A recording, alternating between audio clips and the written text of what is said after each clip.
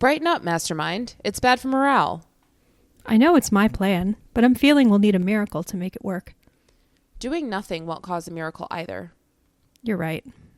Take a look at these guys' faces. They're not stupid. They know they're risking their lives.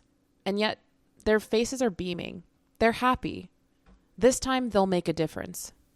Make a difference. We all came through war. This time, we're making it right.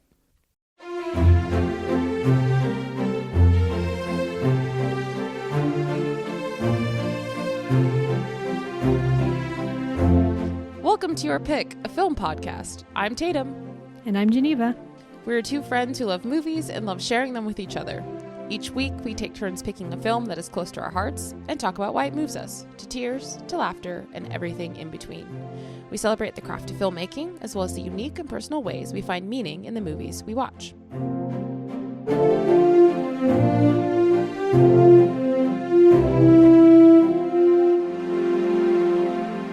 Okay, we are back for another week.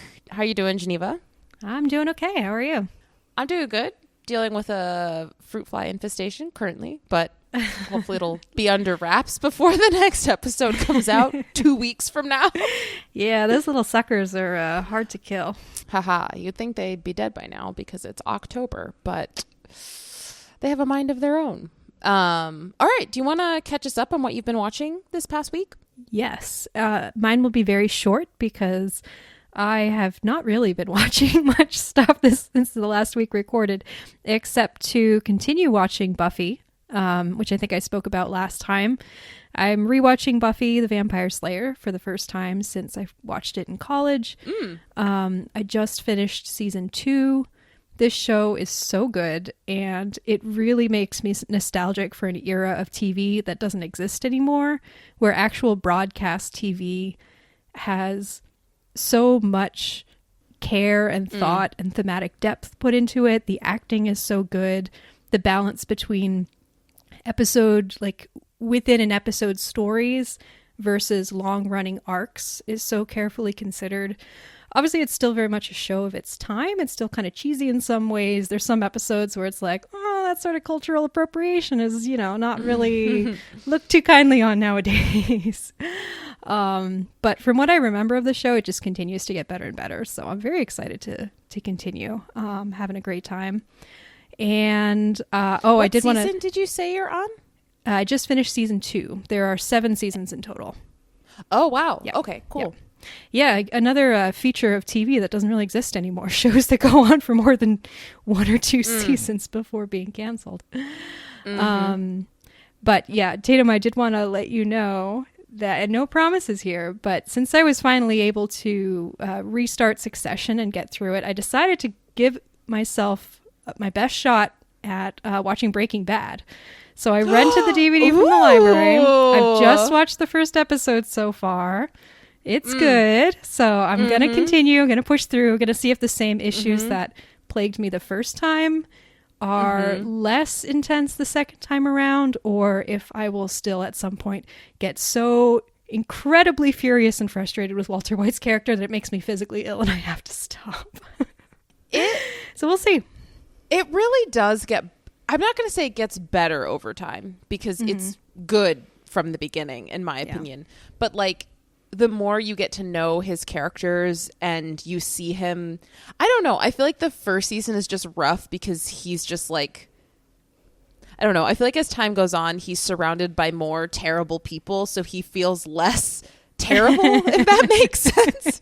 Because it's like, sort of. All of these people suck. So it's not he's just kind of him. the one with like, I don't know. It's funny. The very first episode, the whole premise of the episode is kind of explaining why this person who's seemingly like, decent and respectable and law-abiding would make this crazy choice to start cooking drugs. And so the whole episode is about making him as sympathetic as possible, is introducing you to how much his life sucks, how desperate he is for money, his sickness, all these sorts of things. But I just find him so unlikable in the midst of all of this. He has this sort of edge of, at a baseline, fury he's and not entitlement. A good person. Yeah, I mean this is the thing with him, and I'm always a little bewildered by the people who watch the show and thought he was the one you're supposed to be cheering for until later in the show when from what I understand, it becomes very clear that he's not, because from moment one, I'm like, no, I don't want to cheer this for this guy. He's a jerk. Well, it kind of makes this statement that like the type of person who gets to the level of narcotic, like the narcotics world, the level that he does, like no one gets to that level if they're not already that type of person, if that makes sense. Yeah. So it's just like you can see by episode 1 that he's like just barely covering up that side of him. Yeah, no, it's true. And I will say, you know, none of this is a criticism of the show itself. It's more just my ability to get through the show, because the show is really good from the drop of showing you this person who does have some genuinely horrible circumstances, but also has this sort of view of the world of I deserve so much better. And, you know, he has his like law-abiding respectability, good husband, good father is such a thin veneer for this ugly side that you can tell is just, it's just looking for an excuse to come out. So that's what I find very hard to watch, but that's also what's great about the writing and the acting and, you know, compelling about the premise overall. And as time goes on, the show really starts to develop the storylines of like Hank and Marie and Skylar. Because I remember rewatching it, what was it, like last year or something? I was like, I don't remember them being this kind of dopey. Like they're kind of cheesy and weird and but then as the show went on, I was like, okay, these are the characters that I remember. So you see them grow as well alongside him. And so as they become more grounded, like you see them bumping up against him a little bit more, and the way they go against each other, it's just it's magnificent. It's so good. I mean, that's the thing that's hard about it is like, at least as of, you know, the very first episode, there's really no purely likable character, except maybe for his son, Walter Jr. He seems like a good kid. But Skylar is kind of thoughtless and inattentive. You know, Hank is just like kind of his own nightmare in a certain way. Marie is a bit obnoxious. You know, there's, which is what makes it realistic. There's no truly good, truly, you know, 100% likable person. Everyone is flawed and complex in their own way. Yeah. Well, I hope you can push through, because it's man, it's a journey of a lifetime, and there's no going back after you watch it. It's so good. I'm glad you're trying it out. Thank you. Yeah, I will keep reporting back. Please do. For as long as I'm able to stick it out. Please do. Anything else, or just those two for now? Nope, just those two for now. Okay, cool. Well, I have actually been watching quite a few things this past week. I have been recovering from / enduring like a weird stomach bug. So that's just meant a lot of like resting and sitting around. So I completed the Harry Potter series in the last week. So nice. I watched The Half-Blood Prince up through The Deathly Hallows Part 2. I really forgot how good these movies are. Obviously, some are better than others. I think The Order of the Phoenix in particular is like maybe the weakest, or either that or The Chamber of Secrets. But the last couple are really just very strong. I particularly really like The Deathly Hallows Part 1. I know a lot of people, that's one of their least favorites because it's just kind of like people call it a placeholder before you get to Part 2. But I kind of disagree with that. I don't know. I'm just someone who, I believe that like, in order to have a really good finale to a movie or a TV show or some sort of series, like the only way that finale is successful is if it's set up really well. And I think that Part 1 does a really, really fabulous job of just setting up all of the payoff that comes in Part 2, because Part 2 is just kind of like, let's fight Voldemort. Whereas Part 1 is like, where are we getting these Horcruxes from? How are we destroying them? How do we destroy them? Like, who do we contact to get this information? Does Dumbledore suck? Why didn't he tell us anything? Like, it's just, Part 1, I think, is very well done. I could not agree more. Can I just say, Thank you. I never really understood all the criticism of Part 1 because it for such a long running, huge franchise with so many characters, so many subplots, so much lore to dive into, I think it really made sense to split the final book into one that's a bit more introspective and a bit more character based, and then you could have the last one be much more action based. And it's unfortunate that it kind of caused that trend for a while of splitting things in half when they really didn't need to be. When it's not necessary. But I think for Harry, but for Harry Potter, I think it was 100% deserved. I agree. Yeah. I mean, part 1, I'm like, what more do you guys want? They're breaking into the Ministry of Magic with Polyjuice Potion. They're breaking into Green Gods. They're destroying Horcruxes. They're fighting their inner demons. Anyway. Yeah. I don't understand the criticism, but that's fine. Anyway, moving on from that, I took my niece to see her first movie in the theater, which was really exciting. I took her to see The Wild Robot, which is a new DreamWorks film that is one of the best animated films of the year, if not the best. I mean, I haven't seen enough of them to be able to say if this is the best, but I really enjoyed it. It's definitely the best DreamWorks film that I've seen in a while. It follows this robot who basically wakes up abandoned on this island and doesn't know where it came from, doesn't know why it's there. But it is a robot that was created by humans for the purpose of like, I serve you. Whatever task you have, I guarantee you that I will complete the task. And so that's literally what the robot is designed for. And so it lands on this island where there are no humans. And so it's constantly trying to find a task to do. And all the animals are like, you're scary. Leave us alone. And so the robot's like, I don't have a task. What do I do? But then the robot ends up finding this goose runt, like a runt of the litter, and learns that its new task is to raise this goose so that it can fly south for the winter with the rest of the geese.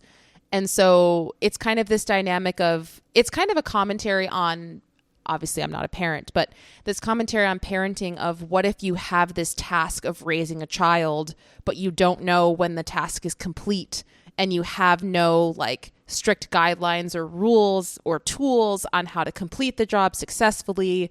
And it's just really sweet seeing this robot, create this beautiful relationship with this goose and this fox. And there's commentary on climate change and it gives this perspective for me of like, I hope that, in the inevitable future, when humans destroy the planet enough that everything is underwater, that we can reach some sort of equilibrium where like the animals can take back the land and just like be free. And then we can just have our own little domes somewhere where we just take care of ourselves and don't bother anything else. Because there are these shots of like the Golden Gate Bridge. I love this you sort of utopian and dystopian future at the same time. Exactly. Yeah. I'm like, if the earth is going to be underwater, is there a pleasant way that can happen, I guess? Like, there are these really cool shots of the Golden Gate Bridge underwater, and you see whales like swimming over it. And I'm like, yes, let the animals take back the earth and we can just have our own little dome and just stay there.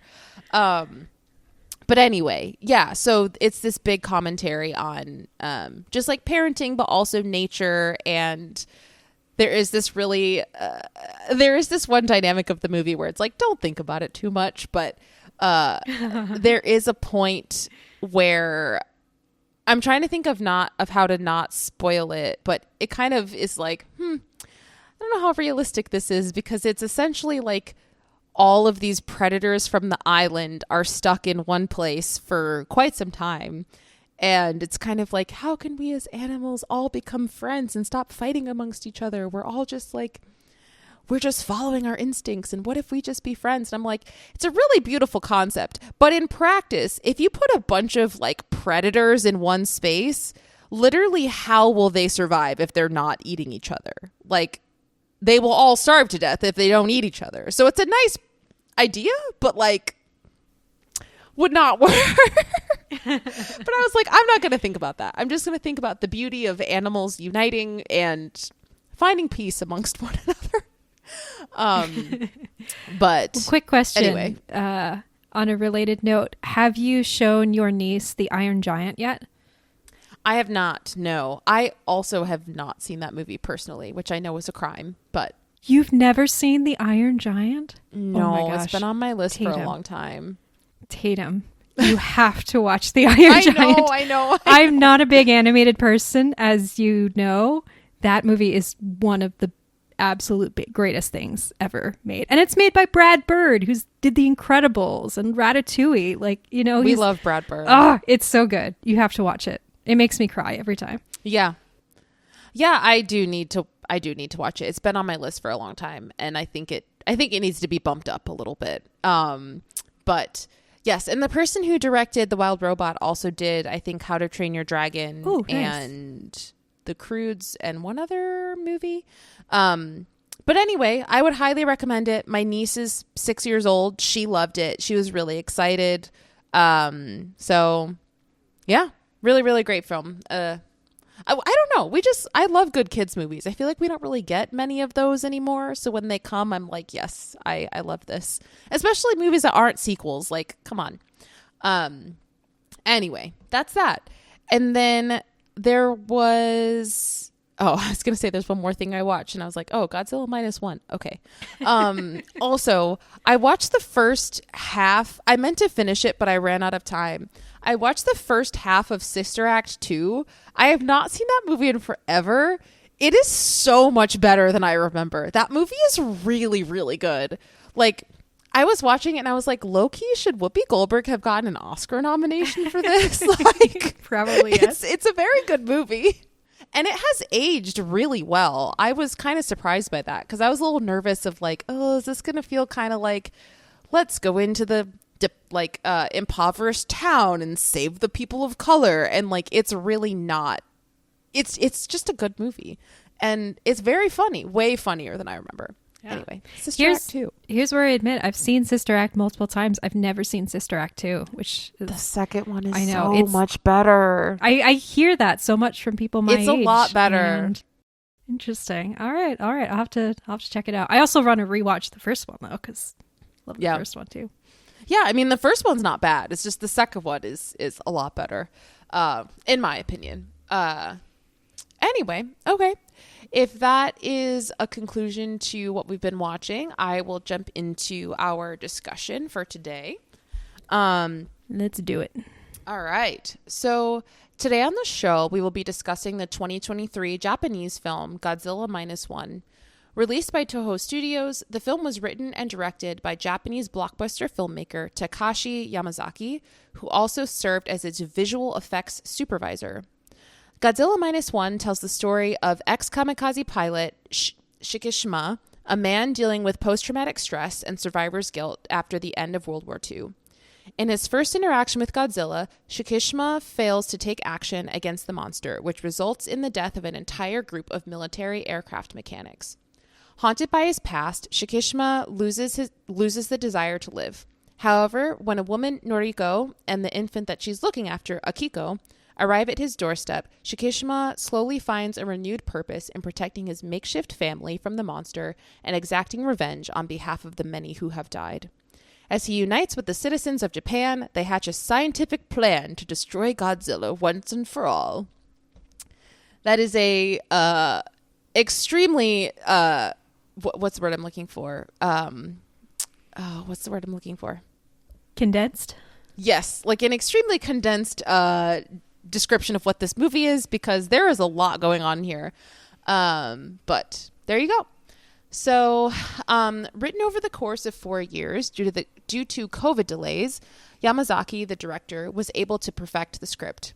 While taking inspiration from the works of Hayao Miyazaki and Steven Spielberg, as well as the original 1954 Godzilla film, Yamazaki was able to craft a new take on the famous monster while bringing the franchise's themes back to its roots. And due to the film's solid script and remarkable yet realistic special effects, the film grossed a whopping $116 million internationally, despite being made on a budget of just $15 million. So this was a whole thing last year when this came out. This concept of like, this movie was made with $15 million. And I think it was like, in the research that I saw, it was like 25% to 1/3 of the budget went to visual effects. And a lot of the internet is like, let's look at this movie and then let's compare it to The Flash, which had like $100 million budget, or whatever that Marvel movie was where that person had like their stretched out face inside of one. What was it? Like a little, not like a little glass. Do you remember that movie, Geneva? The Marvel movie that came out.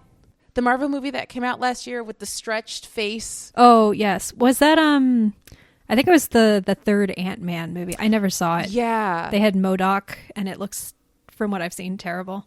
Yeah. So there was like a whole internet thing of like, we do not need to have $100 million budgets in order to like have good special effects. Apparently, we need $100 million to have bad special effects. But an interesting thing about this movie is that Yamazaki, the director, like I said, he's like a very famous blockbuster filmmaker in Japan, but he also got his start as like a visual effects editor. Like that is his department, and his not majority, but like a lot of his career is in that realm of things. And then as time went on, he kind of moved more into writing and directing, and then eventually combined all three of those together. So you really can see that like he has a vision for the visuals of what this movie is going to be, particularly the design of Godzilla, which is like kind of different from, I mean, I have not seen a lot of Godzilla movies, but like I think each of them kind of has their own interpretation of what the monster looks like. And so, yeah, I found the monster in this one to be really cool. So that's so cool. I had no idea that the director was also a visual effects artist. Mm-hmm.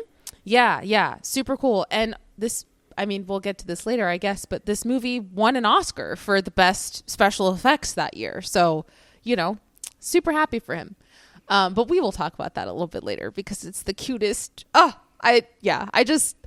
winning an Oscar was the cutest thing ever. It was great. I remember that. It was great. Yeah. Yeah. I literally rewatched the clip yesterday of them winning the Oscar, and it was just really sweet.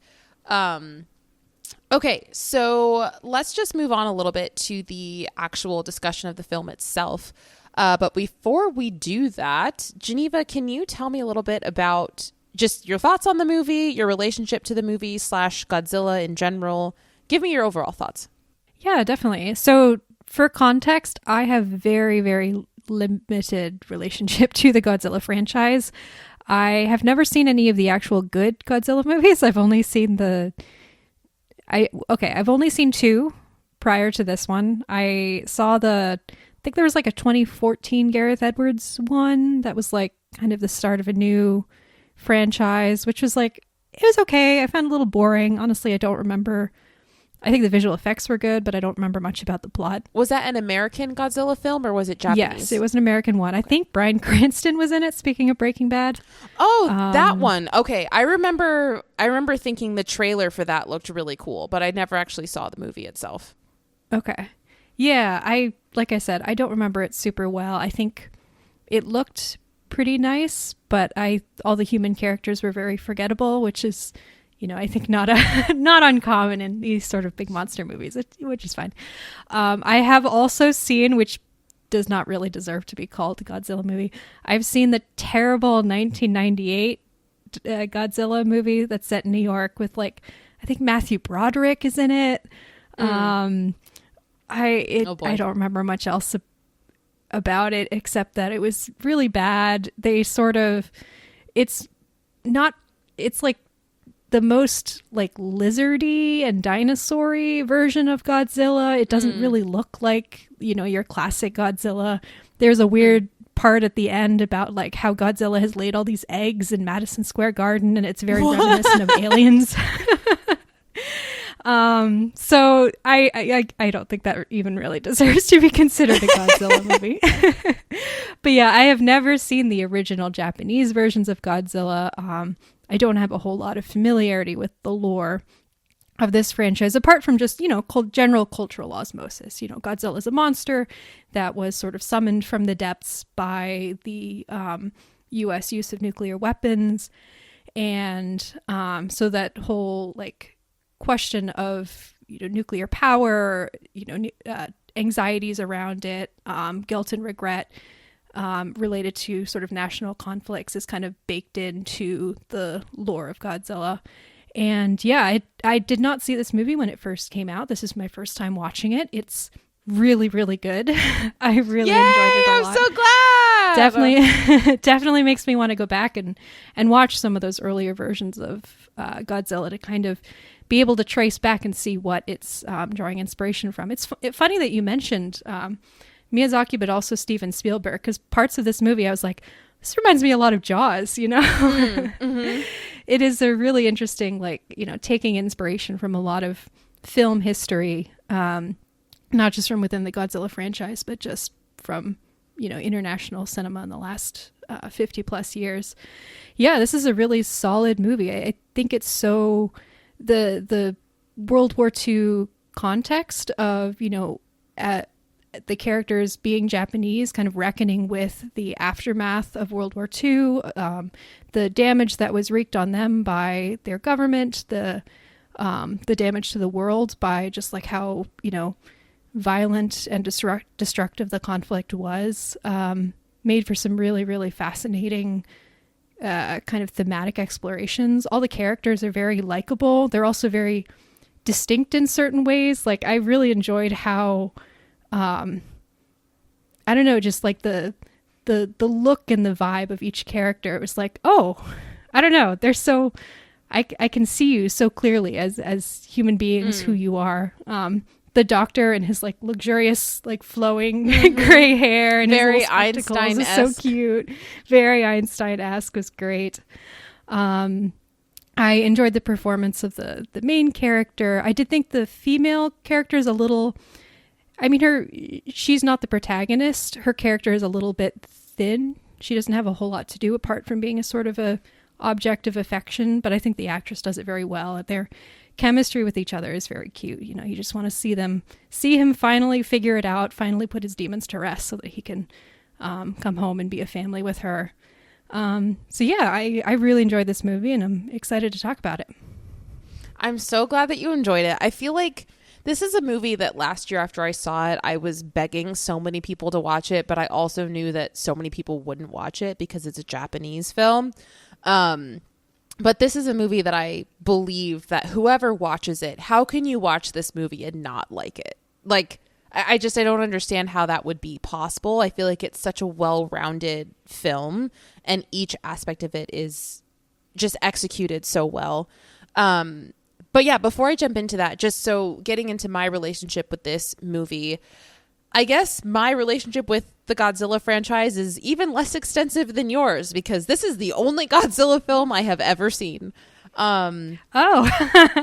Did not realize that. Yeah. The first one has been on my list for a long time and kind of similar to you. I knew the general idea of, you know, he's this metaphor for just kind of violence in general and weapons of mass destruction and war. And the first one kind of has very specific callbacks to like the atomic bomb and those attacks that were laid upon Japan and their people. But yeah, this is the first one that I've seen. And I definitely, after finishing this one last year, was inspired to go back and watch the first one, which I have not yet done. But also I heard that there was a good iteration of Godzilla. Oh gosh, was it 2018 or something? It's called like Shin Godzilla or something like that. Because I remember after I saw this movie, I just did a lot of internet research on the Godzilla franchise in general. I think there are like 38 movies or something at this point, and a lot of them are bad. According is that to more or less than James Bond? That is such a long running franchise. That's insane. Oh, that's more than James Bond. It has to be, right? I don't know. I'm looking it up, but I'm sure you're right. Yeah. But anyway, according to the internet, most of the movies are not good. So yeah, I'm very grateful that I got to see this one. And the way in which I saw this is so I had heard absolutely nothing of this film whatsoever. I had not been anticipating it because I didn't even know that it existed. And I don't remember what movie I saw last year, but I had like a free day. And so I went to the theater and I saw a movie. gosh, which one was it? I genuinely don't remember. But I walked out of that film and I was like, okay, I still have the rest of the day to myself and it's a matinee. Tickets are only $5. I literally heard about Godzilla Minus One yesterday. Why don't I just buy a ticket and pop in and go see it? Like, literally didn't know anything about it. I just heard of it the next day. I had spare time. It was $5. I walked in. And then I left the theater and I was like, what? Like, everybody needs to know about this movie. It's phenomenal. It's so good. So yeah, ever since then, I've been itching to rewatch it. I'm glad that I finally got there. And I definitely want to actually commit to following it up this time by watching the original. Because supposedly, like I said in the description at the start of this, like this movie supposedly takes the franchise back to its roots in a lot of ways that other Godzilla films have not in recent years. So yeah, anyway, I loved this movie. I'm really excited that I got to see it in theaters, especially in the context that I did. Like, I that doesn't really happen to me much. Pretty much when I go to the theater, it's like a plan and it's something I've anticipated. And this was just a random fluke of a choice and it was amazing. So yeah. Also, Geneva, I don't know if you know this, but I saw this in theaters, and when I did, it was in color. And then shortly after that, they released a black and white version. And so on Netflix, they actually have the colored version and the black and white version. Both times that I've watched this, it's been color, but I'm very interested to watch it in black and white and see what that looks like. Yeah, I'd be very curious to see what that looks like. I can imagine it looking fantastic. Do you remember when it's such an interesting trend that's out now, how releasing black and white versions of films, like that's such a cool film nerdy thing that has developed in the last few years. Do you remember I guess 2 years ago now, 3 years ago, Nightmare Alley came out? I went to see it, and the version that was in theaters that I went to see was black and white, and I did not realize that it was the black and white version until I was like half an hour in, and I was like, oh, they're not switching over to color. No. I thought it was like going to be the prologue is in black and white and the rest is at some point it'll switch to color. And then I was like, oh, no, it's just all black and white. But honestly, it was a great way to see that for the first time. I honestly don't know if I would have liked Nightmare Alley as much as I did like it if it had been in color. It gives it such a specific vibe, and I think it helps you kind of recalibrate your expectations. So I would be very curious if I had seen this one for the first time in black and white, if there's something additional that I would have gotten out, or not additional, but like something different that I would have gotten out of it. Yeah. I've been wanting to watch it in black and white. And also, I forgot about Nightmare Alley, but I saw that in color. And then when they released it in black and white, I was like, this movie seems like it would benefit from being in black and white. But also, I had zero desire to watch that movie ever again. I remember being absolutely horrified by it. I don't remember why. I think I've blocked it out of my brain, but I remember being horrified by that movie. Anyway, yeah. Okay. So let's just kind of jump into talking about the film. Oh, I wanted to ask real quick. Did you watch this dubbed or did you watch it English subtitles, Japanese, like voices? Yeah. English subtitles, Japanese, dialogue. Okay. Yeah. I ended up renting it on Amazon, and that's the format that they had for it. Okay. Yeah, that's always my preference, but sometimes people prefer dubbed, and I feel like that would just be a different experience depending on how you did it. So yeah. Generally speaking, that's my preference for watching non-English language films. I will say, and this is my own fault, I was finishing up a load of laundry when I started it, and so every now and then I'd look down to like fold something or something, and then I'd be like, no, I can't do that. I can't miss what's going on screen. I can't look away because I'm gonna miss the dialogue. Yep. Yeah, absolutely. I also just love, specifically Japanese films, I just love hearing their intonations and the way that their language conveys emotion. And then I feel like when it's dubbed in English, I'm just like, oh, that sounds so just bland and flat, because the Japanese language and how they speak for things that are written in Japanese, it's so much more like, I don't know. It's just, it has so much more character that fits into what's actually being said. Yeah. Well, one thing that I was randomly thinking about, and this is from someone who doesn't have a lot of, barely any familiarity with Japanese cinema or Japanese animation, is that, Japanese animation being such a a big and most like prominent part of their film industry, so many of their actors must be trained to use their voices expressively because they're probably also animation actors, I would imagine, in addition to being live action actors. I mean, I don't know if that's true. It's just a question that I had as I was watching, because so many of these actors, while they're acting physically, they're also using their voices in really, really expressive ways, and they're bringing their character out through their vocal performance, which in a way that you don't see quite as much in American actors, where I don't know, we're just more used to kind of focusing on one or the other. Yeah.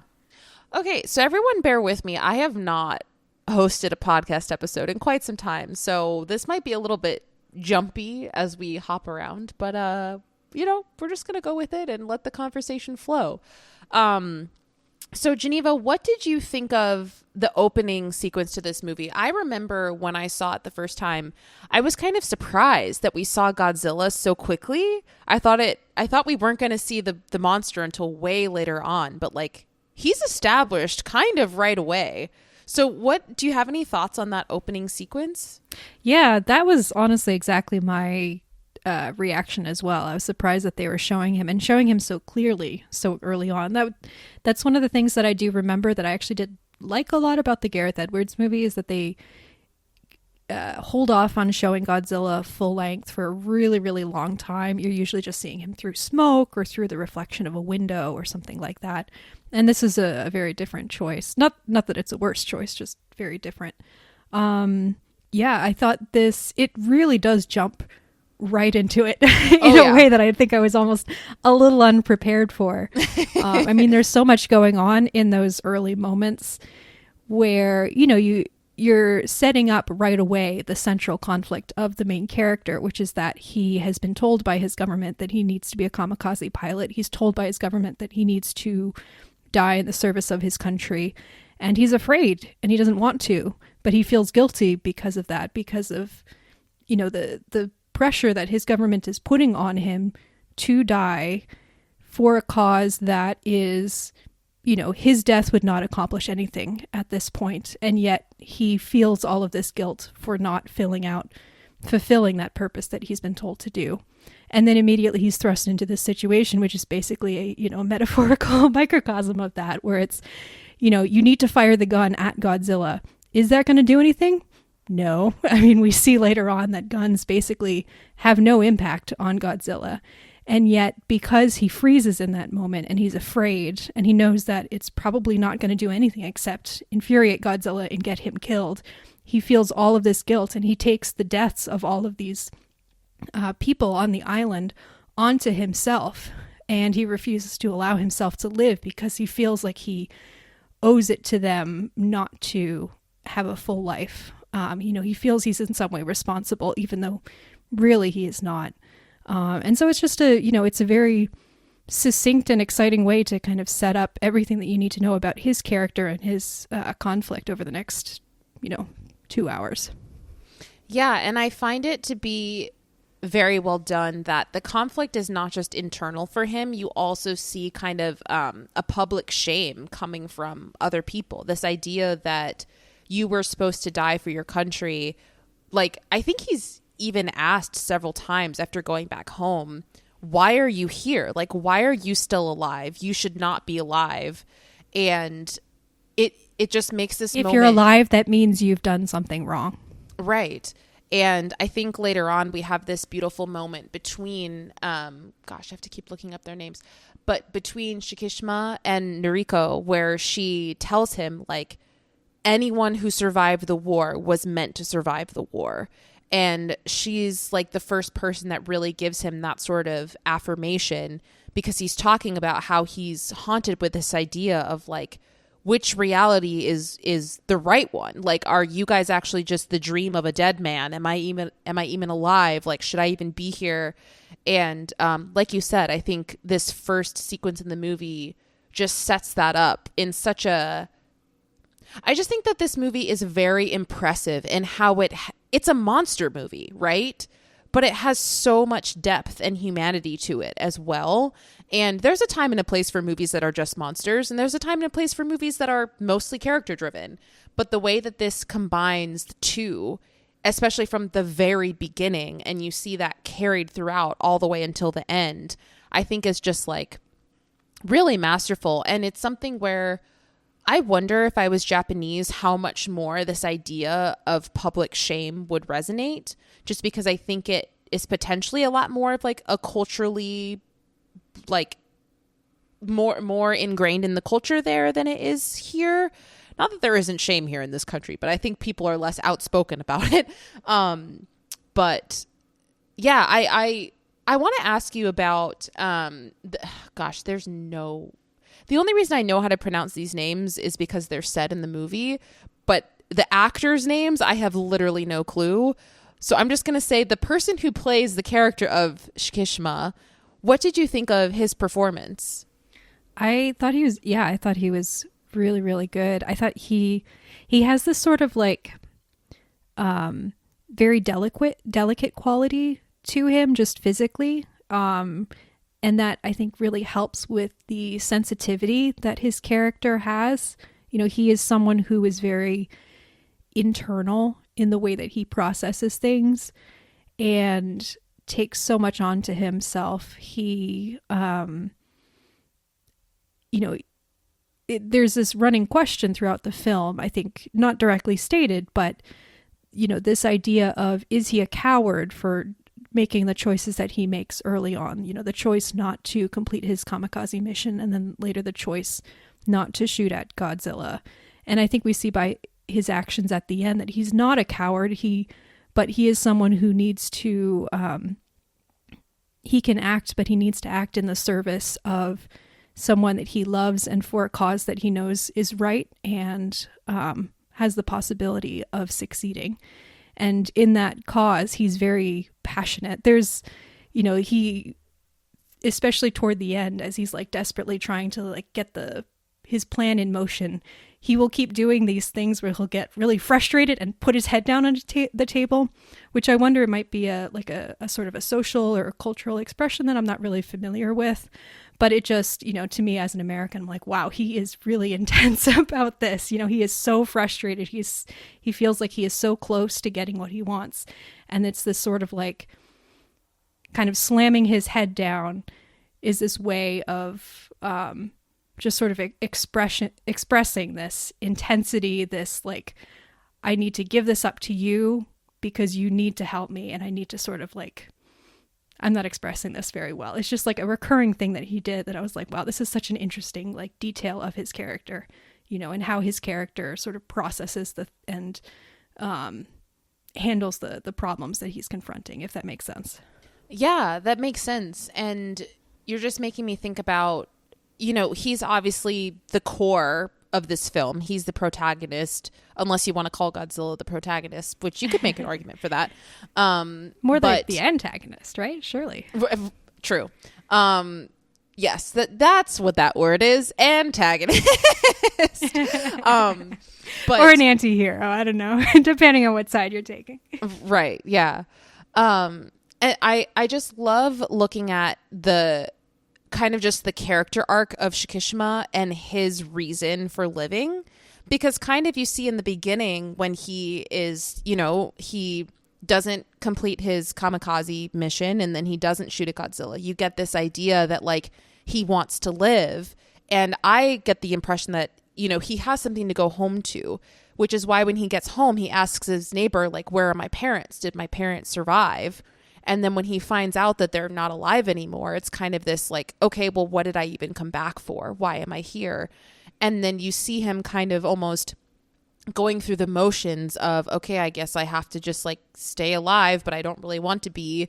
And then he meets Noriko and, you know, the child that she's looking after. And so he's kind of like, it's this little thing, like this little spark inside of him that's like, come back to life. And he's resisting it so much because he has so much shame. And then you see him slowly opening up to that idea of, I do actually want to live because I want to make the world better for, you know, this person who I'm in love with, even though I won't admit it, and this child. But then she dies and then he kind of loses his will to live again, but then he slowly gains that back again. And by the end, he has this moment where he's sitting in like the fighter jet and his hands are shaking and he's like, wow, that's so fascinating. I actually want to live.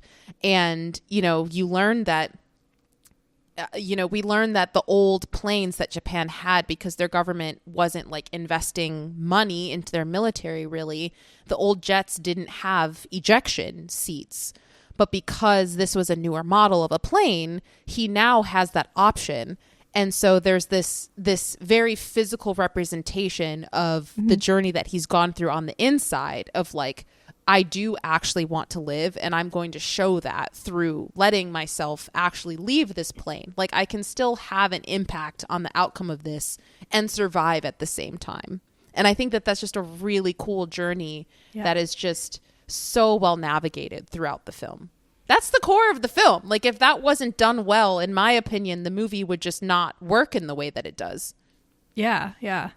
Can I just, this is, I'm not 100% sure about this, but this is kind of my interpretation of the film and like what little I know about the context of the time.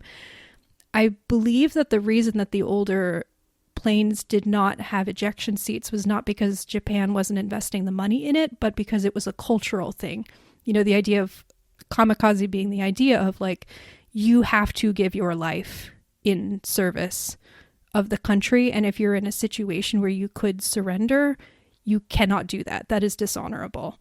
And it was very much part of this sort of militaristic culture, pre-war and then during the war, where to surrender is dishonorable, and therefore we're not going to give you the option. It is either victory or death.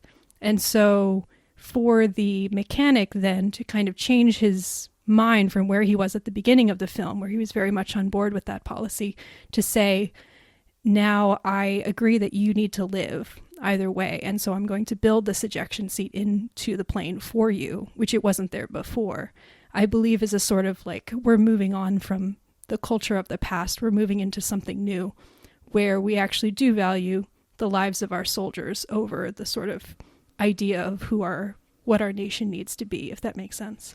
Yeah. Again, I could be wrong. That was just my interpretation of what they were saying and then kind of what little I know about the time period. Yeah, I mean, that's definitely my interpretation as well. And we don't just see that in the fighter jet. We see it in this final meeting with all of these ex-military civilians that are like, we're actually going to fight against this weapon of mass destruction on our own, because the government in the past has been dictating these things for us, and we've just had to kind of follow the orders. But now we're going to take control because we think that this is something worth fighting, and we're going to do it our own way. And I'm just going to say this now, and if I need to say it again throughout the podcast, I will. I am not Japanese. I do not claim to be an expert on the government of Japan in general, let alone the government of Japan in this time period or the citizens of Japan during that time period. But that seems to be what this film is communicating about, the citizens at that time and what they were, just kind of how, I almost wonder if this movie is just almost recreating a desired outcome of what happened at the time, or maybe the citizens did kind of do that on their own. I'm not sure. Regardless, I love seeing all of these people kind of come together and be like, you know what? We can be strong people who are passionate about our country and want to serve our country, but also like do that in a way that's not just sacrificing people for the sake of sacrificing people. We can actually decide how we want to serve and how we want to risk our lives, and do that in a way that is effective, or at least working towards something that could possibly be effective. Yeah. And by the way, if we have any listeners who are Japanese or have any more awareness than either of us do about the context of the time and where the filmmakers are coming from, please let us know. I would be super curious to hear. Please teach us. Please teach us. So, Geneva, I have 2 follow-up questions, and they kind of, I'll start with the first one. What did you think of the Minesweeper crew of Doc, Captain, and Boy? I loved them. I think they're like such a great little trio. And the way that they kind of invite in this clearly traumatized, ex-military pilot, and how they all kind of lift each other's spirits, but also you can tell that Doc and Captain have been through some shit, I just love how they all form this little family where they're just like, we're happy to be alive, but also life is rough. And you have this youngster who wasn't in war, and you have this really great dynamic of him being so excited and so like, man, I wish the war was still going on so that I could fight. And then everyone being like, are you crazy? Like, you should be grateful. Like, I think Captain says to him at one point in the movie, you not going to war is something you should be proud of. And anyway, what did you think of this little group and their little tugboat, their wooden boat? I love that moment when Shikishima, he's like, yeah, I love them. Their little wooden tugboat. he assures Noriko that like, he's like, yeah, these are military boats that are, built for the circumstance of blah, blah, blah. And then there's this cut to this wooden boat. And obviously like, and it looks so decrepit. And he's like, what? And Doc explains obviously why it looks that way, and it makes a lot of sense. But like the initial reaction is just like, what is this? We're doomed. Yeah, we're doomed. Yeah, I love them. They're my boys. They're the best. It is so funny again with like how distinct every character is. The second Doc shows up, I'm like, oh, he's some former scientist who's gonna play some big role in like figuring out what to do about the Godzilla situation in about an hour. And then when the reveal comes, they're like, whoa, Doc, you're a bigwig? Like, you're a scientist? Like, what? And I'm like, come on, guys. Didn't you see the hair? Didn't you see the glasses? Yeah. Did you guys really think he was like on the front lines? Come on. Yeah, come on. Come on, let's be serious. Yeah, they're great. They're so sweet. The way they all like sort of instantly are cheering for Shikishima and Narito to get together, basically. Mm-hmm. Like, first they're so shocked when they hear that they're not together, and then they're all kind of like sort of shipping the two of them, and they're getting so frustrated with their friend who is not just marrying this beautiful woman who like clearly is in love with him. I also have to say the conversation between Doc and the captain and then the kid toward the end, the one that you just referenced, where the kid is like, I want to fight. Please let me. Like, this is my war, my chance to prove myself. And they're like, no, we want you to be able to, you are the future of Japan. We want you to be able to continue. You should be grateful to not have a chance to fight. I think that might have been my favorite scene in the movie. I thought it was just such a beautiful conversation and like it just such a great representation of the dynamic between the generations in the aftermath of this incredibly destructive and traumatic experience, where the younger generation are seeing it in one way and the older generation who actually experienced it are seeing it in another. It kind of reminded me of even All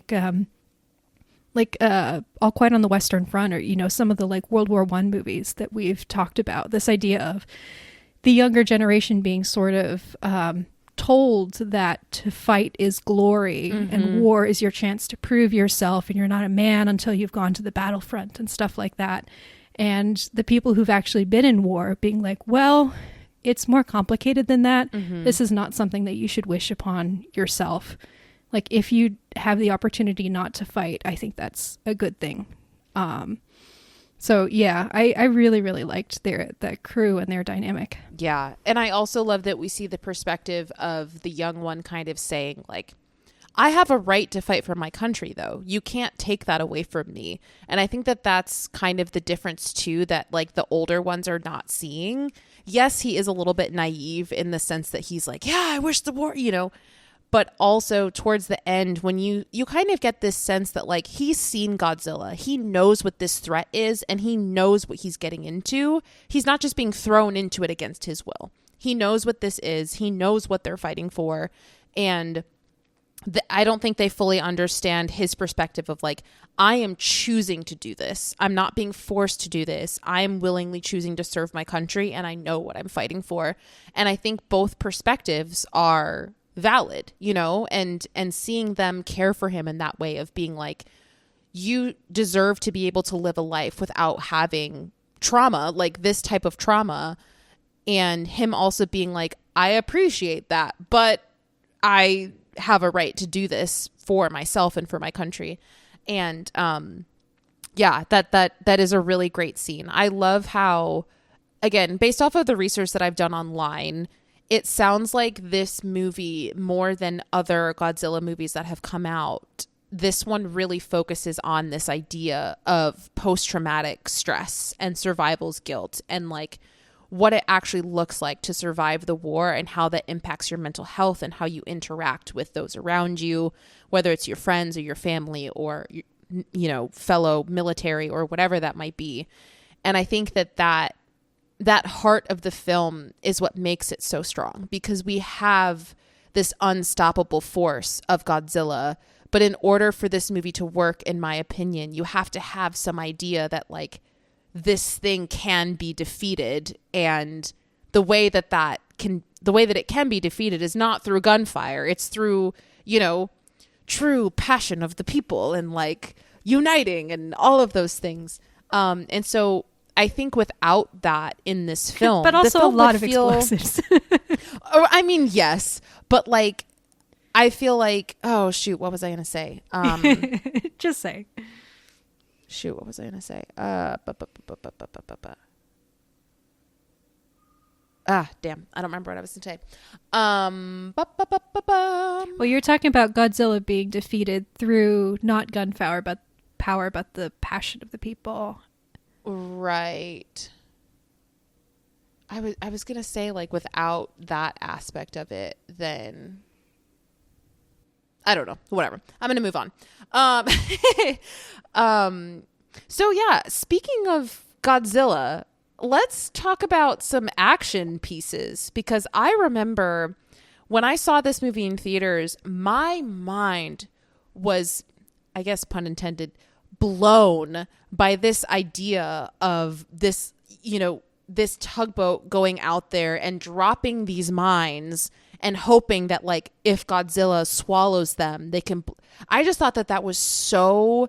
I don't know if that's been done in previous Godzilla films, but like, I thought that was so fascinating. Taking this idea of like a reality of the time of people having to go out and like disarm these bombs that have been placed in the sea, but like interpreting that through this way. I just thought it was really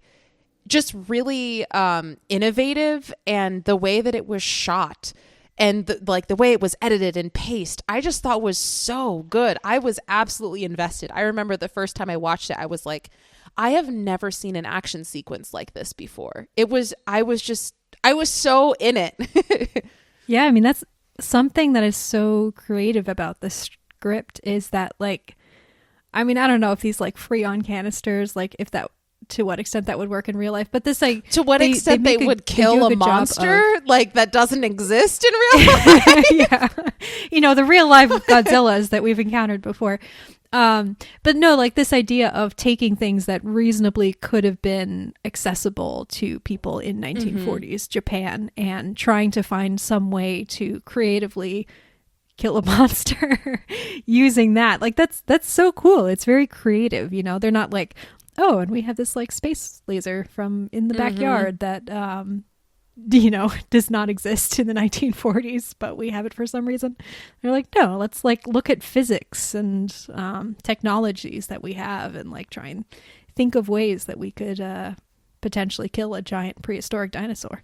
And this is also the second time that we see Godzilla in this movie. So the first time we get this idea, like, we see how big it is. We see how it just like lashes around with its tail and it's biting people's heads off. We see that, but we don't really see any weakness in it, or we also don't really see how it can come back from efforts to destroy it. And I feel like this sequence really establishes, like, yeah, this thing can withstand a lot of firepower, and like it's going to be impossible to destroy, because obviously we have their little boat, but like that's just them stalling before this massive Japanese ship, military warship comes with like the biggest artillery that they have available, and it literally can't even destroy it. And you see its face kind of rebuilding. And I just love how it kind of further establishes the stakes of what they're going up against. Like, even though we see Godzilla really early on in the film, as the film goes on, we're still learning more and more of how indestructible this creature actually is.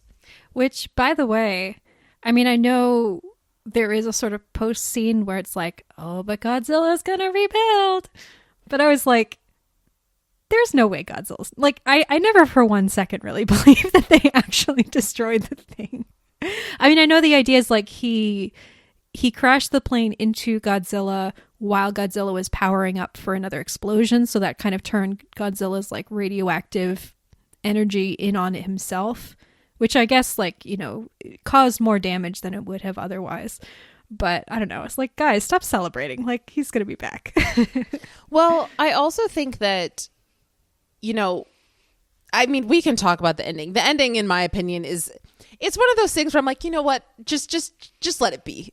Like, there's no way she survived that. Like, there's absolutely no fucking way she survived that. But if we just go with it, right? If we just go with it, I really like this thing that is said at the end of the movie of like, it almost doesn't matter that the war against Godzilla is supposedly over, because she asks him, like, is your personal internal war, is that over? And he says yes. And so I think that's just like another further representation of the film of like, yes, this movie is about war against, you know, weapons of mass destruction and military and all of that stuff, but also it's running alongside this internal war that's happening inside of the people. Like, war is not just external. It also affects the internal. And at the end of the day, the fact that he was able to win that war is kind of all that he was asking for, and almost all that we were asking for as an audience, in my opinion. So having those two endings kind of juxtaposed, I thought was interesting, of him being like, my war is over, and then Godzilla being like, well, my war isn't over, I'm coming back. Like, yeah, it's true. Yeah. What did you think of the decision to sort of make it appear that Narito had died, and then to reveal that she was not dead at the last moment? Because obviously I'm happy in the sense of like, those two are adorable, they need to get together, they need to be married, they're so cute. But I was also like, it kind of would have been interesting if she had not, you know, if she actually had died, and his choosing to live was choosing to live for Akiko and for kind of, you know, building a life with this sort of surrogate daughter. I don't know, I was a little mixed on it. Yeah, I mean, I'm not mixed on it. I think it's dumb. But I'm just like, the movie did not need this, but also like, I'm not angry at it. Yeah, I'm not like, me neither. It doesn't ruin the movie. It's just like, this is not necessary. Also, if you go back and literally watch the scenario in which she died, it's like, guys, there is no way she is still alive. Like, there's absolutely no way.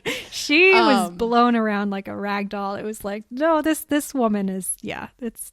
And it wasn't bad. Just her. I mean, it was like tons of rubbish. Like there's no way she's surviving that. So I actually want to talk a little bit about... Sorry, just a random nitpicky question about the way that they sort of structure one of the reveals toward the end. So we see Shikishima and Tachibana, I think is his name, the mechanic who's working on the plane, where they talk through, like, here's how you prepare the bombs, blah, blah, blah, blah. They have that conversation about, like, oh, it's funny, I actually do kind of want to live, but, you know, too bad I can't. And then the next day, Shikishima leaves Akiko with that envelope with money and a note for the next door neighbor to basically say, please take care of her. But then at the end, he is able to eject, and we flash back to show that Tachibana told him about this ejector seat that he had installed. And so this is a conscious decision by Shikishima to live. Why did he leave that ominous note with the neighbor, making it sound like he wasn't going to come back if he knew that he had the option to eject? This is an extremely small nitpicky thing. I was just kind of, afterwards, I was like, why did he phrase the note that way? Why didn't he just be like, doing a dangerous mission, here's some money in case I don't come back? But he was just like, use this money for her take care of her. I think even if there's an ejection, that doesn't necessarily mean he's going to survive. Like, what if it doesn't work? What if he doesn't eject in time? What if Godzilla collapses on top of him after he ejects into the water? Like, just because there's an ejection seat does not guarantee his survival in fighting a seemingly impervious monster. So I guess that's true. That's my thought. It was just a very like final sounding note that I was like, you could have maybe like made it a little bit more ambiguous, but that's okay. But we need the drama. That's true. We do need the drama. I love the neighbor, by the way. Her whole her the sort of like subtle side journey that she is going through that kind of parallels Shikishima, where when he first gets back, she is so despairing. She's lost children in the war. She basically has nothing to live for. She rebukes him for cowardice. And then I think she literally tells him you did not deserve to survive. Like, you should be dead. Yeah. Mm-hmm. Yeah, exactly. And then her, like, alongside him finding a reason to live when Narito and Akiko show up, and Akiko kind of becoming her own, like, surrogate daughter in certain ways. There's just something really, really beautiful about that. I really liked what her character contributed to the story. Well, I feel like this film, kind of going along the lines of other things that I've said, just like continuing that thread, this film does a really good job of, like, depicting regrowth and destruction in a very physical sense, but also in an emotional sense. And you kind of see how all of these things come and go at the same time. Because in the beginning, when we're first meeting her, as well as first meeting Noriko and Akiko, like, 3 of them are orphans. Their parents are dead. And then her kids are dead. And also the entire town around them is absolutely demolished and destroyed. And then as the town is rebuilt, you see their spirits and their purposes in life kind of being rebuilt. And then it's all destroyed again. And then you really just see all of these things come and go in the same like patterns. And I think it's so cool that they parallel that. But yes, we definitely see that in her character, because she's really rough in the beginning. But you also see little bits and pieces of her still being, a human, I guess, in the sense of, like, she's like, who is this person who's showing up here? You can't take care of these people. You're trying to be a hero now? Like, what's wrong with you? You should be dead. But then she's also like, but do you have food for that child? Like, do you know how to feed that child? Let me give you some rice, But yeah, just kind of seeing all of that, how they parallel each other throughout the movie is just... I just think it's so powerful and so well done. But yes, I did want to ask you also, we have barely talked about the character / entity of Godzilla himself.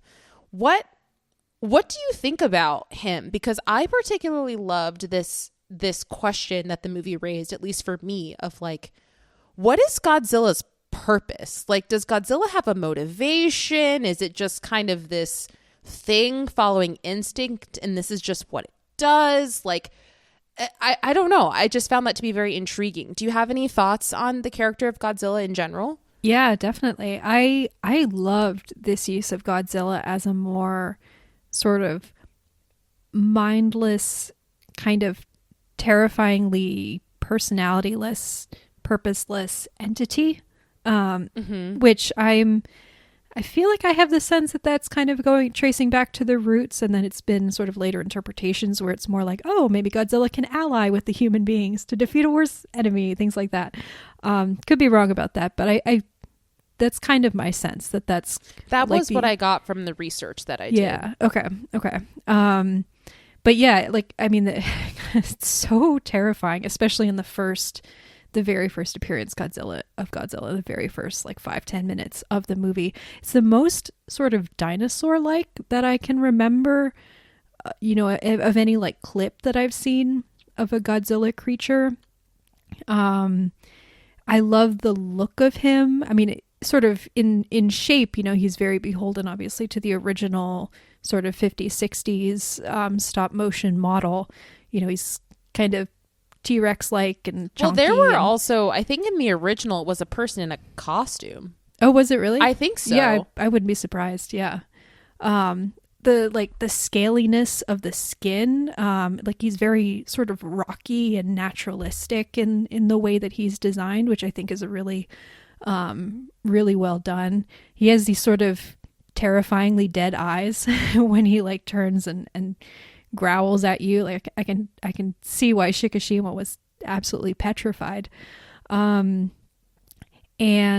so, yeah, I really enjoyed the way that Godzilla is deployed in this. It's very much the essence of, this is just a sort of physical manifestation of these cycles of violence and destruction and hatred. It literally feeds on weapons of mass destruction. It feeds on radiation and human beings like attempts to hurt each other. And it just sort of, there's no way to turn it back. There's no way to, touch it in a personal way. It's just this sort of entity that you can either face or run and hide from, Yeah, this is another reason why I need to go back and watch the original, because I'm someone, I think I've talked about this many times, maybe not many, but I've talked about this several times on the podcast. I mean, I chose All's Quiet on the Western Front. I chose The Wind Rises. Like, if it's not clear, I'm someone who is very anti-war. The core of my being is like, I don't understand why this exists. Like, I do understand, but also I don't. And it frustrates me that like we as humans create stories in our heads to justify why we treat people the way that we treat people. But like this idea that Godzilla is this thing that like it has no rhyme or reason. It's just something that like came into being and destroys everything, and no matter how hard we try, it will always keep coming back, because there is no reversing the fact that we've started this cycle. And I hate how depressingly true that is, because even at the end of this movie, I'm just like, please Godzilla, please be dead, even though I know it's not. I'm like holding on to this hope that like it won't exist anymore. But the fact of the matter is like it will always exist. And so how do we respond to that as human beings? And obviously, like, this franchise hasn't necessarily always picked up the torch in continuing to answer that question. But I really like how this film in particular, and I'm assuming the original, posed that question, even though there may not be an answer, or at least not a clear black and white answer. But yes, I think that this depiction of Godzilla is absolutely terrifying. I love that you used the word petrified. I mean, it's a lot of times I watch movies and people look at things that are attacking them and I'm like, why are you standing still? Like, run. What are you doing? And this is a movie where I'm like, no, I get it. If I saw that thing, I'd be like, like I'm frozen. I don't know what to do. But yeah, and the design of Godzilla too. I'm going to read a review at the end of someone who I think talks about the design in a way that is very eloquent. But I just love the look of Godzilla in this movie. It just looks like, I don't know. It looks like a real creature, but it also doesn't look entirely real at the same time. And I can't even explain it. It feels like, it feels very tactile. Like it feels like I could reach out and touch this character because the texture is so real and detailed, but also it feels looks kind of plastic. Like I don't know how to describe it, but I just love the character design. And, again, I haven't seen I haven't seen any Godzilla movies other than this one, but like, I love how close we get to his face in this, like especially that second sequence where it's swimming in the water and it's like swallowing the mines. You just see its face so clearly and how big it is and its eyes. And it's just like, wow. Yeah, this thing is, it's really scary.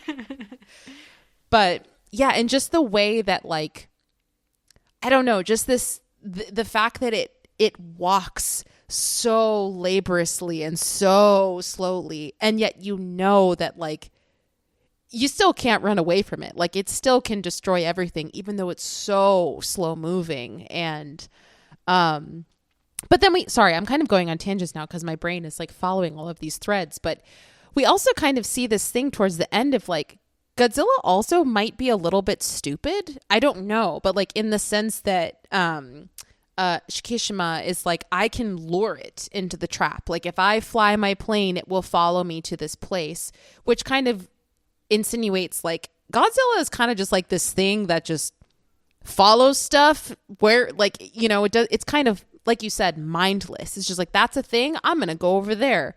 And so yeah, I don't know if that makes it stupid, but it's just kind of like, I don't know, I think mindless is a good word, the one that you used originally. I mean, like, you know, Godzilla and King Kong are so often paired together as like sort of big movie monsters, and then they're put into actual movies together where they can fight each other. And that's kind of one of the things about King Kong that makes him so compelling, is that his size makes him terrifying, but at the end of the day, he is just an animal, you know? And so he has a sense of personality to him. He has a sense of like, he just follows his animal instincts. And if you understand that and can kind of work within that, there are ways to sort of get him on your side. I don't really have a sense of how other movies have dealt with Godzilla, in the sense of like, is Godzilla an animal in the same way?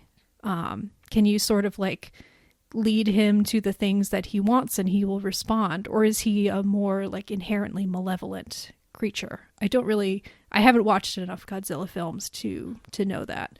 But definitely in this one, there is a little bit of that sort of animal, like, you know, you show a cat like a light and it's going to like scratch at it. Mm-hmm. But in a really terrifying way, where it's like this giant sort of mindless, almost like robotic monster that just, you know, it flicks its tail, and it in like absolutely the amount of unbelievable devastation that results is,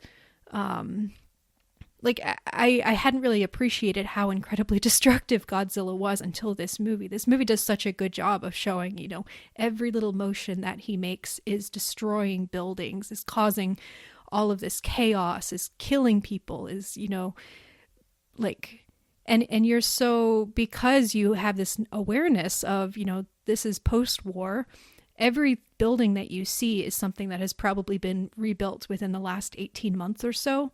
There's all this hard-earned labor that has gone into it. And so every time you knock something down, you're just physically cringing because you know that is, you know, it's the destruction of so many lives, but it's also the unraveling of things that people have been working to build. Mm-hmm. Yeah, absolutely. So unless we have anything more to say about the specific character of Godzilla, there are two final things that I want to kind of touch on, and then I'm feeling pretty good about this. One of which I just want to throw it out there. I just love this idea. Because this movie, it's also kind of funny too. You've got these little comical moments throughout, but one of my favorite ones is just kind of this ongoing thing of people asking, of people asking Shikishima, like, where did this woman come from? And he's like, she just showed up and didn't leave. Like, he says that so many times, like, which is literally true. He's like, it's not my fault. She just showed up and didn't leave. So like, here we are. I just love that kind of ongoing joke. But anyway, so do you have any thoughts on these photos that Shikishima is carrying around that I think his name's Tachibana or something like that. The ones that he gives him of all of the dead mechanics that died on that island. Because I just thought that was such a heartbreaking.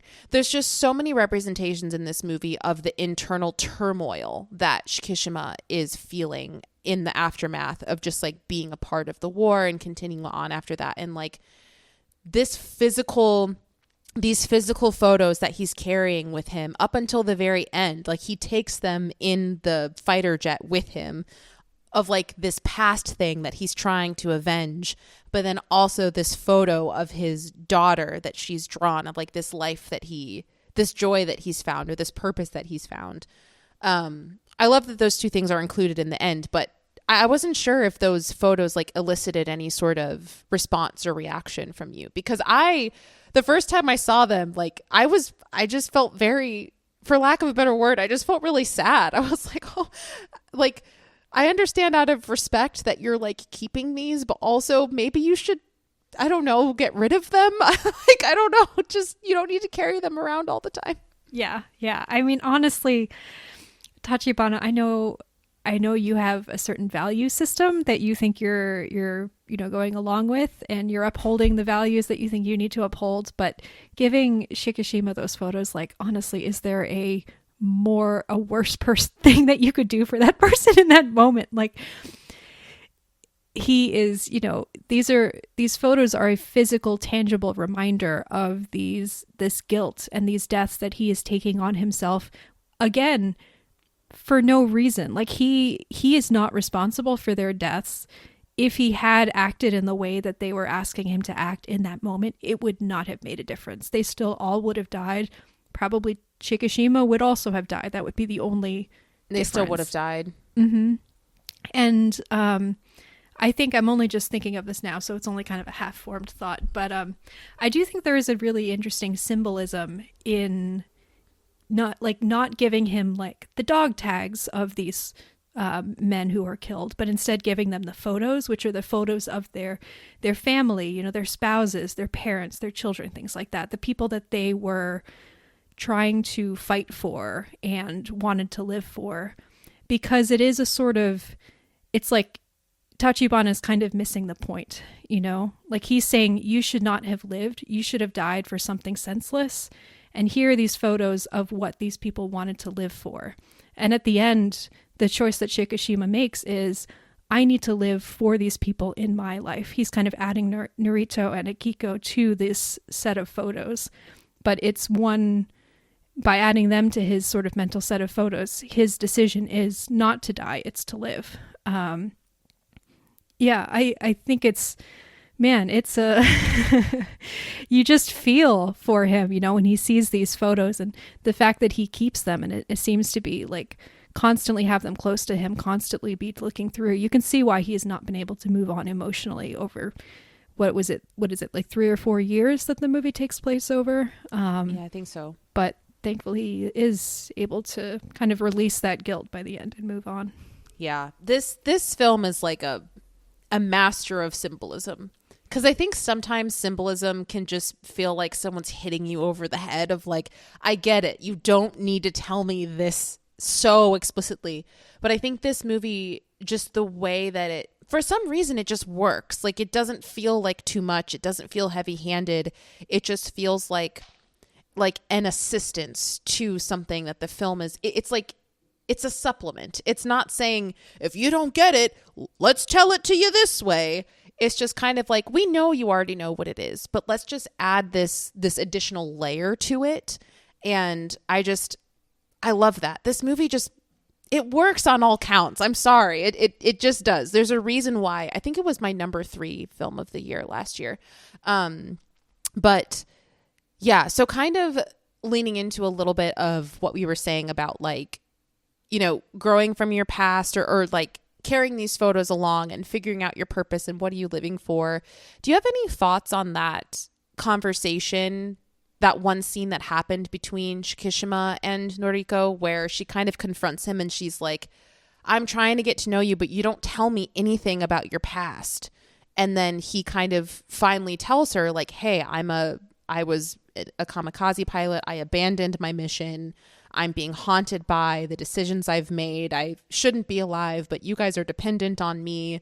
And then her just responding with this immense empathy of like, that was a really difficult situation, and it makes sense that you made the decision that you did. And like, the fact is you're here now, and that's okay. And you have something to live for, even though you don't think that you're worthy of that. Like, I just thought that was a really powerful conversation, and I wasn't sure if you just had anything you wanted to touch on there. Yeah, I mean, I think it just, again, shows like who Naruto is, what their relationship, I don't know, I've had experiences in my life where you're afraid to say something to someone because you don't know how they're going to react. Mm-hmm. And you build it up so much in your mind. And then you actually do finally say it, and it goes so much better, and they respond with so much more understanding than you would have expected. And I think that's kind of what the situation is like for him. You know, he feels like what he did was so shameful. And he feels like that in large part because so much of his society does consider it to be shameful. And every time it comes up, you know, he never knows how people are going to respond. Are they going to respond with empathy, or are they going to respond with kind of shock and horror and looking at him as lesser in their eyes? And so it's completely understandable that it takes him so long to work up the courage to say it to this person who he really cares for. But then at the same time, it's like, I think he's probably been missing who Naruto is, because she is this person who is also a survivor. Mm-hmm. And, you know, someone who is a survivor, I think in most situations would have so much understanding for someone who is also in that place, and have, you know, be very slow to judge the choices that they made that have led them there. So yeah, it was a really, really beautiful scene. Again, I do wish we learned a little bit more about Naruto, just herself on her own as a character, because apart from the fact that she is an orphan as well, we don't really know anything about who she was before, or the choices that she made to get to where she is in the film. I would have liked a little bit more, just to kind of shade in her as a person apart from her relationship with Shikishima. But I think the relationship that the two of them have in the film is really beautiful. Yeah, I agree. I also I think I see a little bit more to her character than you see, because I love this idea, or it's not an idea, it's like actually shown in the film, but the fact that I think it's when like Captain and Doc, they kind of confront Shikishima and they're like, what are you doing? Like, why have you not married this woman or whatever? And then he kind of gives whatever excuse or reason that he does, and she hears that. And then I think it's like either the next day or a few days later, she's like, I've gone and I've gotten myself a job. Like, I need to be able to support myself, because she's recognizing like, I'm still on my own here. And so what does that mean? And so she kind of takes ownership of herself and is like, I'm going to go out and find myself a job. And she dies while doing that, because when she goes to work, you know, Godzilla attacks the city where she's working. But I do think that we see the beginning of a process there of her being like, of her recognizing, okay, I'm an individual.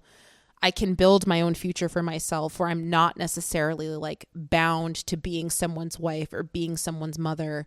And I don't know. I think we see the beginning of that. It's just I keep saying dies. Like she doesn't. She's die. dead. In my mind, she's not actually alive. She's dead.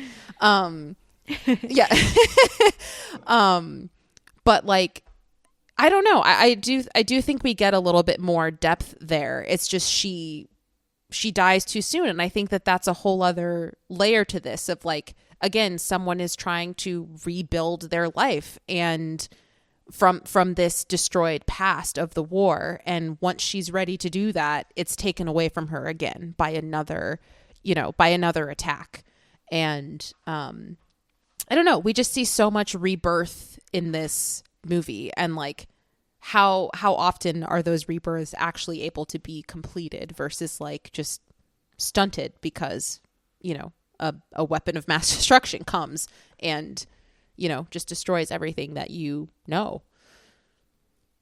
But yeah, I also wanted to say too, just talking about how she empathetically responded to learning about his, you know, his role of kamikaze and kind of abandoning his mission. I think we see empathy from Doc and Captain as well, because I remember once they ask him when they're on the boat, like, hey, so what was your role? And he doesn't say anything other than I was a kamikaze pilot. And they know from that and the way that he says it and the fact that he's still alive, that he was basically a deserter.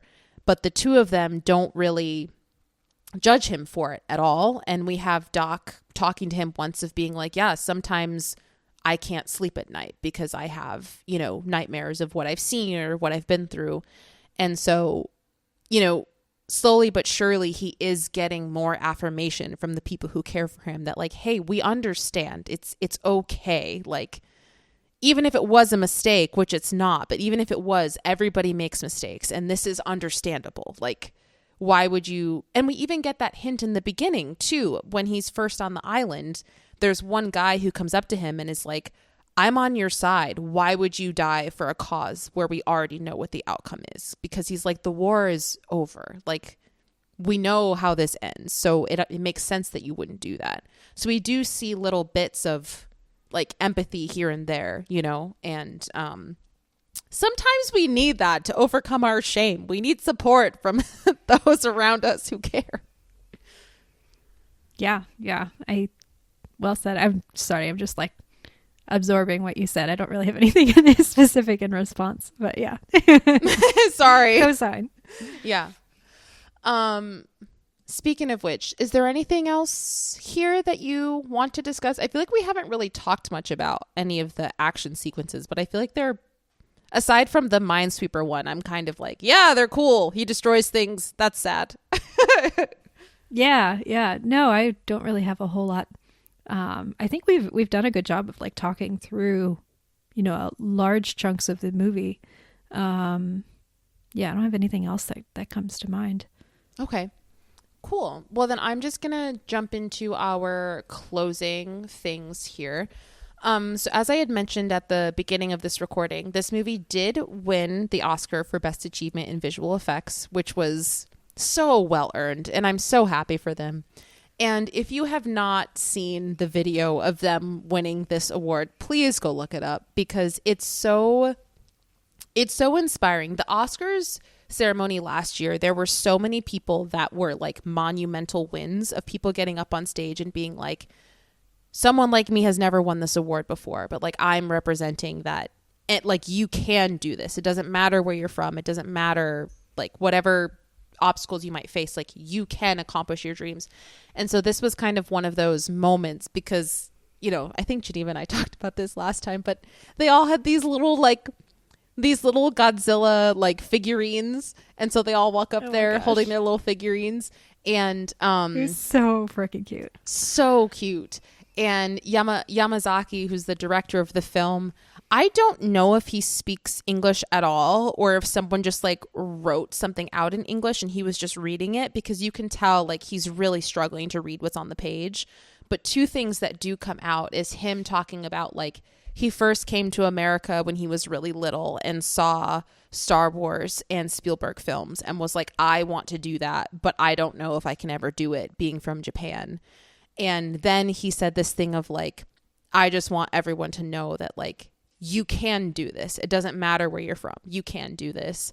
And so the fact that it was just like, I don't think they expected to win. It's just like this little group of people from Japan with the little figurines. And it just was such a cool moment to see their work being recognized, especially Yamazaki being someone who began his career working in visual effects. And like the fact that he was the director and writer of this film, in addition to being the head of visual effects, is like insane to me. But yeah, I was just really happy for them, and their speech was really sweet and inspiring. Yeah. And the movie looks amazing. Like I was also appreciating too, I don't think it was nominated in this category, but the production design of the cities that have been completely destroyed, and then over time seeing new buildings emerge within that. I thought it was like absolutely gorgeously done. So yeah, so much about this movie really looks amazing. I think the costume design too, by the way, seeing how the costume design like changes throughout the story as like, you know, things rebuild and then fall apart again.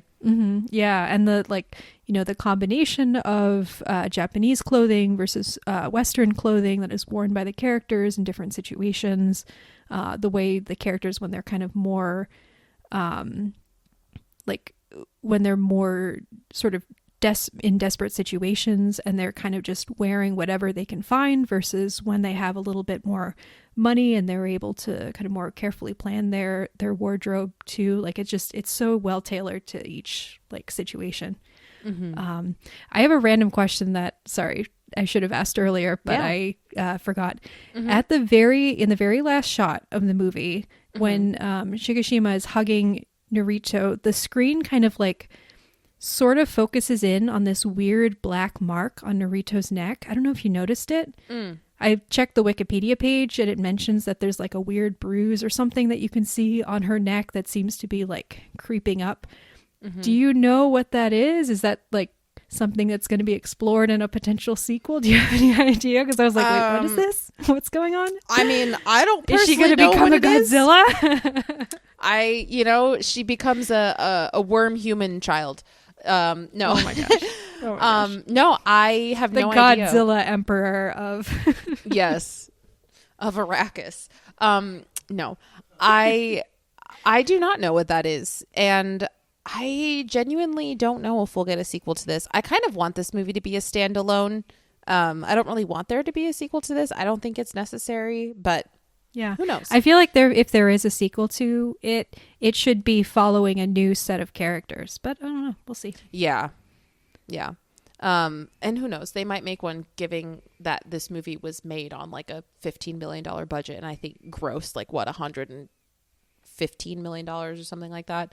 But yeah, okay. So just to finish up here with our critical responses. So this movie has an 81 on Metacritic and a 98% on Rotten Tomatoes. So pretty highly reviewed. Nice. Very nice. If it's not clear, I think it deserves it. So I gathered 3 different reviews here. And the third one is like a little bit lengthy, but I just thought it was really well written. So, yeah. So this first one comes from Leslie Felperin at The Guardian. And she says, "This is not a cuddly version of Godzilla. He is rageful and entirely incomprehensible, seeming not even to be motivated by hunger, desire, or revenge.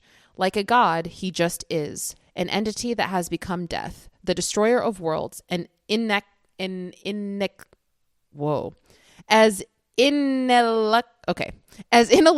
as history itself." I've never said that word in my life. Alrighty then. And then the next one comes from Oliver Jones at The Observer, and he says, "Yamazaki's approach to bringing the giant to life while done with CGI, like the other Godzilla movies of the current generation, feels similarly piecemeal and handmade.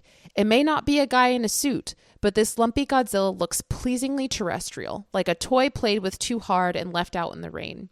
Even the strange spikes that protrude from its back have an organic quality, resembling the ice jutting out from an old freezer in need of a defrost." I really liked that one. I thought it was a very good description of how that is a great visual image. Yeah, I thought that was great. So here's the last one. Again, it's a little bit lengthy, but I thought it was well written and gives some good context. So this is from Dana Stevens at Slate, and she says, "In writer-director Takashi Yamazaki's remarkable Godzilla Minus One, the venerable behemoth returns to his roots, once again serving as an embodiment of Japan's anxiety about nuclear weapons in the aftermath of World War II.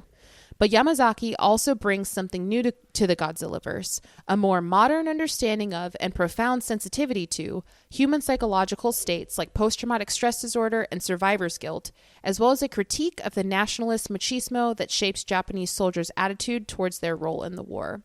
It's the rare kaiju movie that cares this deeply about the inner lives and motivations of the people scurrying out of the way of the monster's ginormous thudding feet." And then she goes on to say, "In the 5 weeks since its U.S. release, Godzilla Minus One has crushed the box office under its mighty foot, not via the power of hype, but through old-fashioned positive word of mouth.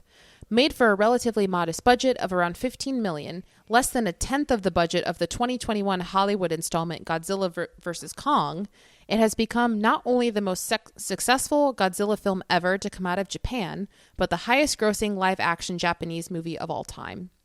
Lest the above praised attention to character development and emotional nuance make it sound like an arty snooze, rest assured that Godzilla Minus One remains a rollicking action spectacle with a series of thrillingly crafted set pieces. Oh yeah, several of which make judicious but clever use of Akira Ifukube's original Godzilla theme, one of the most recognizable music cues in movie history. Come for the skyline-destroying radioactive dino, stay for the delicately etched portrait of recovery and self-forgiveness, or vice versa. Just don't miss the chance to remind yourself why the world fell for Godzilla in the first place. I love that. I thought it was a great review. So good job, Dana. You're an excellent writer. Yeah, she is. She actually has a recently published a book about Buster Keaton that I've been. Okay, cool. All right. So just to close out, I will give my final thoughts. Again, if it's not clear, I love this movie. I think it is excellent. I disregard the final scene. As far as I'm concerned, it does not exist. Yeah, I don't really know what more I can say that hasn't already been said, but I think that this movie is just a masterpiece in how it, kind of like the last review just said, it kind of, it's a great monster movie, but it also is grounded in reality and human depth and how just war and violence wreak havoc on people's mental and emotional state and how people can overcome that. So yeah, I think it's really well done. I think that, yeah, the writing, the directing, the visual effects, the acting, like we said, the production design, costumes, it's all excellent. So I'm glad we got to talk about it. And I'm very happy that you liked it. Yeah, for me, I mean, I echo everything you've said. This is just a very well-made movie. And it's especially impressive just in the sense of like, you know, I'm not the hugest monster movie person in general, but I have enjoyed some of them. And, you know, from what I've seen, it's kind of the standard is people come for the monsters and the monsters destroying things. The human characters are very much an afterthought, and that's okay. But this movie is doing something different, and it's doing something a lot more thoughtful and sensitive, and it really is developing and trying to say something through the characters, and Godzilla is the instrument to getting at some larger themes, and I think it just does that really, really well. So, yeah, great movie. I'm so glad you liked it. Okay, so Geneva, to close us out, can you tell us what film we will be talking about next? Yes. So we're staying within the action genre, but with a very different vibe. We're going back to the 90s, and we're going to watch Jan de Bont's action movie classic, Speed, starring a young Keanu Reeves, Sandy Bullock in her sort of breakout role, or one of her breakout roles. And I'm excited because I think this movie is so silly and so much fun. We love silly movies. Yes, we do.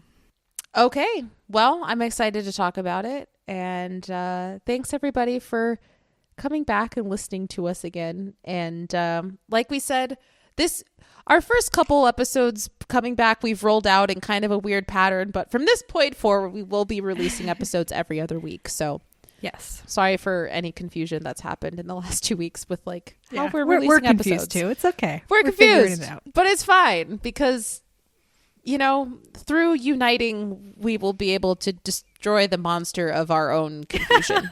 It'll be great, she said eloquently. Yes, beautiful. Okay. We'll talk to you guys next time. Bye. Bye.